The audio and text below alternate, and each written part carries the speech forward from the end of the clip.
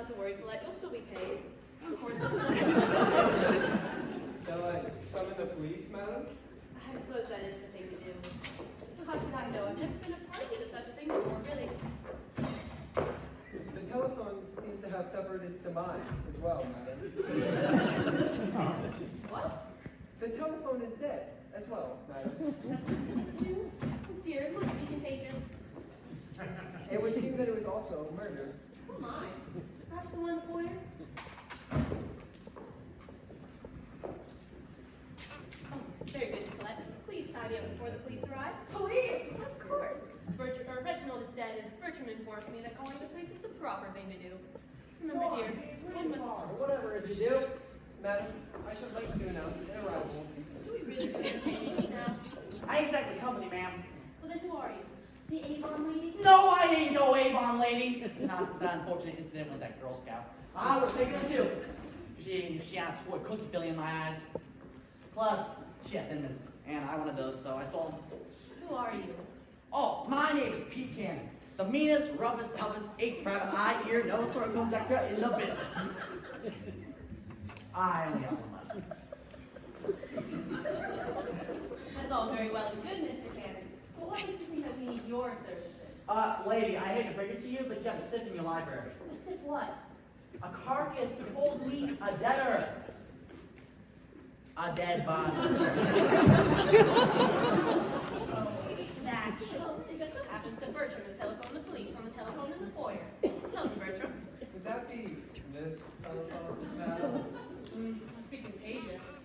Perhaps Bertram should go to town and tell the authorities? Oh, no you don't, Jeeves. No one is leaving this house till we find out what happened here.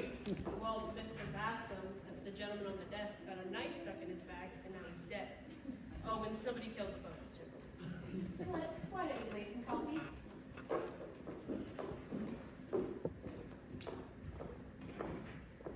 I say, Mr. Cannon, is it? Yeah. Well, we were just wondering. I mean, we all live and work here. How do we know you're not the killer? Fair enough, your ladyship. You see, I was coming up here to use your phone. My car broke down a couple roads down. I was on the trail of a band of lollipop smugglers. Lollipop smugglers? Oh yeah, there's this big black market for Lithuanian lollipops to be exact. And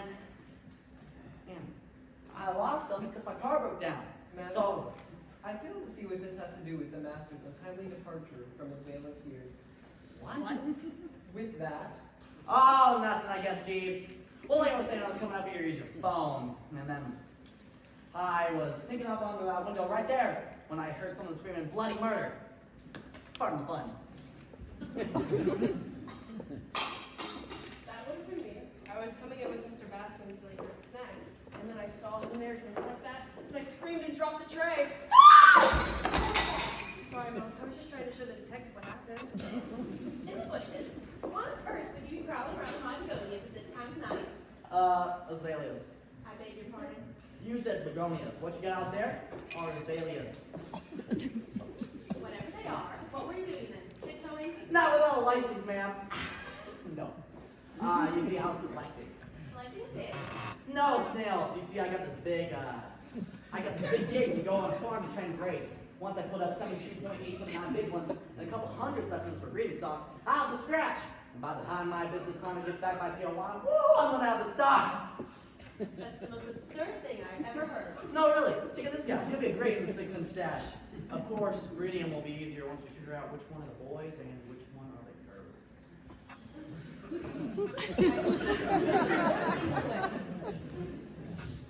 snail racing aside for the moment, I simply the most prudent action given the present circumstances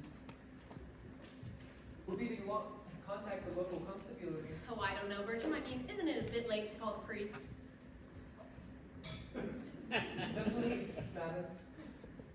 But how? The telephones have been... Knocked off. Yeah.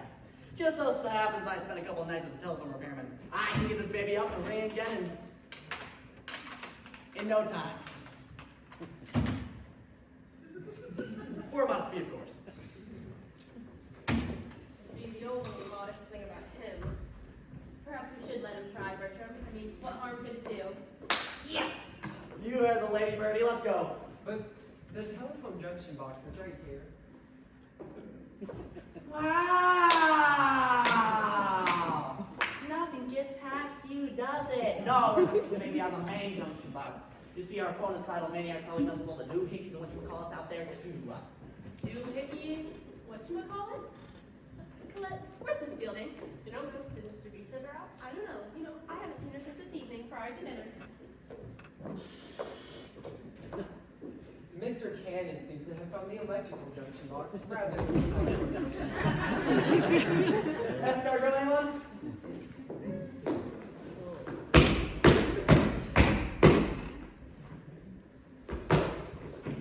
Pardon the stains. Anyway, does anybody know this? Arching around the garage. Why, that's May Fielding, Mr. Bascomb's personal secretary.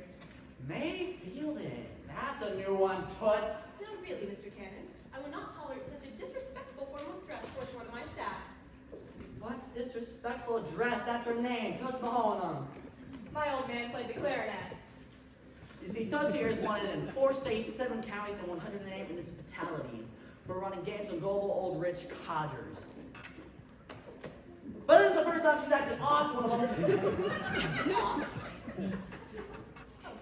I ain't never off nobody, can it? I suppose you ain't scratching no household appliances neither. Fine, I ice the phones, and I'll go down for it too. But I ain't getting a hot seat for doing one of my marks. Something like that can tarnish a girl's rep. Come on, Kiki, you know me. I've done a lot of things, but I ain't never used no knife on nobody since I was 6. And I was acquitted that time. Ah, that's a straight and city for sure. Well, I swore by the curly locks of hair like you know, I'd get you. And I did. All right, Pete Cannon. The meanest, roughest, toughest, ace grabber, eye, ear, nose, throat comes extra in the business. Fine, you got me. Would you mind not dragging me from here clear to Poughkeepsie? Okay, Death Doll. Now, really, Mr. Cannon, I will not tolerate such a condescending form of address. What condescending address? That's her middle name. Mom's a ventriloquist. Kind of weird, but I always had a lot of playmates growing up. Found him. Oh, got one left. And much as I loathe to admit it, it would appear that the only resource at the moment would be to employ Mr. Cannon. I suppose you think so, Bruce. Mr. Cannon, I got receipts for everything. I'm sure you do. Would you be willing to attempt to shed some light on the untimely and unfortunate demise of my Reginald? She wants you to figure out who off the stiff. Yeah, I knew that. I was just gathering my thoughts. That shouldn't take long. I think we gotta start with you, Toots. I told you I didn't ice the guy. But you mentioned done in the phones. How's comes? Mr. B got suspicious about me and called the Pelicans in the Federal Bureau of Idiots. He was trying to call back with a skinny on me, so I packed my grip, did it in the phones to buy me some time, and was trying to get out when you collared me. Was your homie down in the mouth about something? What do you mean? Was he sad or depressed about anything? Not that I'm aware of. Why? Just trying to rule out the possibility he might off himself. Colette, don't tell me we're out of China. Again? Hot? No, just don't take me long to take a cup of Joe. Colette, Mr. Cannon was just asking about Mr. Basson's mood this evening. Did you notice anything out of the ordinary? No, ma'am. He was his regular self.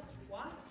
Mr. Cannon is trying to ascertain whether Mr. Bascomb might have stabbed himself in the back. Watch it, Birdie. I ain't ruled out the butler yet. What about me? I mean, Was anything pinched? Stolen. Well, if not, then you're off the hook. Everybody knows the maid steals the butler! Murders. Be that as it may, you may exculpate Bertram. Let him off. Oh, well, yeah, well, consider him excavated. For now. really? A con artist, Miss Toots? You heard the guy. I'm on one of them Greta Garbo on a troop ship. I got so many aliases. I even met some of them. I fleet so many marks. We get the point, cunts! Well, how'd you get started? If you don't mind my asking. Colette, really? Just asking. I'm starting to think someone might have slipped the old duffer a point and make you thin. Drugged him. Yeah, gotcha! Poisoned them.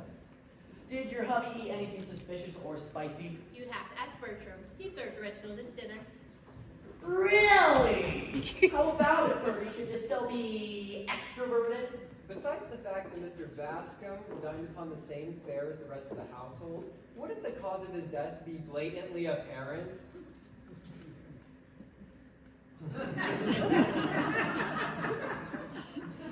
Well, there hasn't been a case like that in the States since they started letting that tainted mackerel in. Plus, he still has his shoes on. Now, how about this fair? Did everybody go together and was there a one-eyed monkey begging for your coins? Not fair, fair. Not a carnival, Pete. Food. F-A-R-E. It means food. Yeah, well, that one-eyed monkey owes me a new pair of loafers plus 3 nights in Mexican jail. How did that even happen? I'm in the Mr. States. Bascombe was most assuredly not poisoned. Allergies, then. I can hear they can do you in pretty quickly. I knew the state in Fresco. Never mind. Only hay fever. Say, Gene, got any hay on ya? Really? This is absurd. I ain't so sure about him yet. Maybe you ought to be expacerated. Maybe not. You know, Miss Toots, it's too bad you're a criminal. I kind of like you. Well, I am what I am, but I've been given a lot of thought to going straight. Maybe for the right man. I mean, he wants to turn you into the FDA or whatever. Call me crazy, but there's something about it that sends me clear into orbit.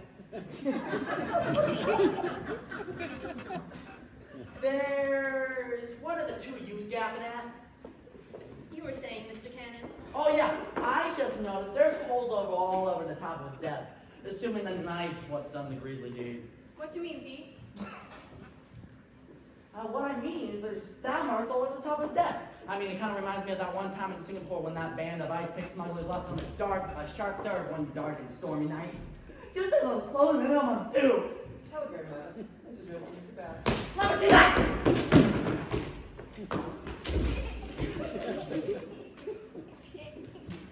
Worthless. To Mr. Reginald Bascombe III, from IMPA Selection Committee. Dear Reggie, stop. Received your application, stop. Would be thrilled to have you compete this year, stop. Sincerely, Harvey Wallace Banger, Competition Director, stop. See? Where's this pen to get when dark alleyway when you got nothing but your wits and gun and doing the do you?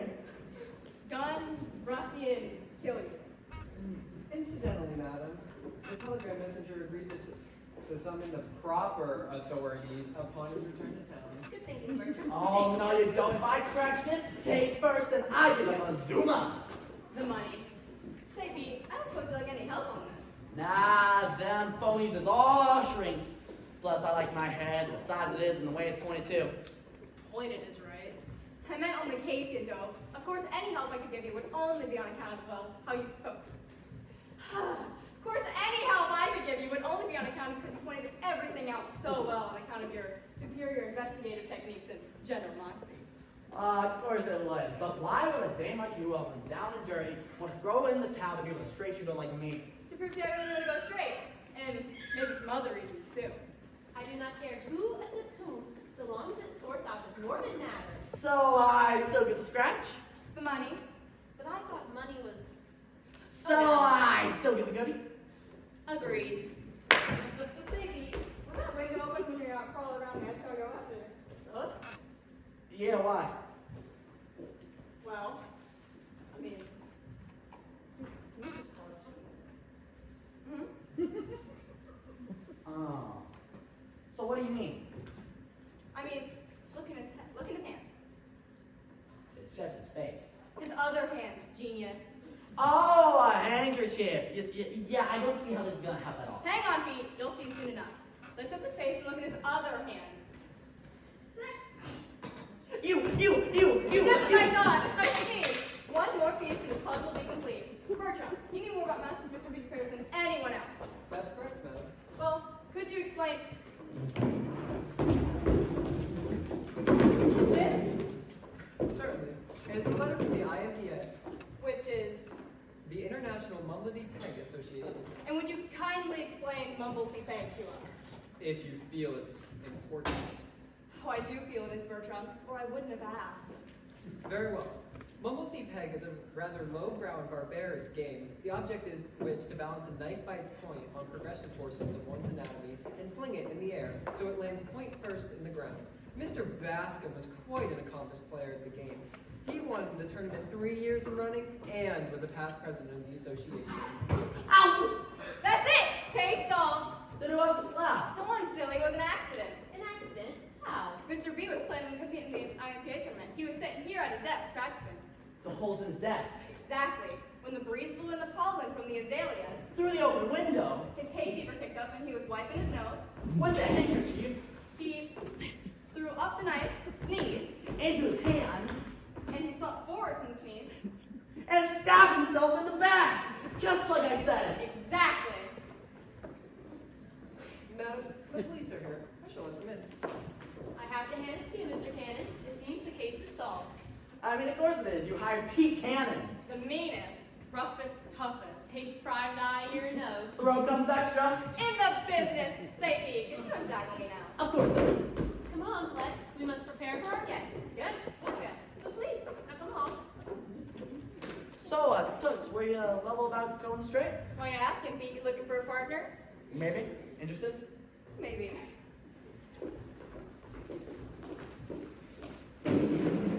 Man, that took them long enough to figure it out.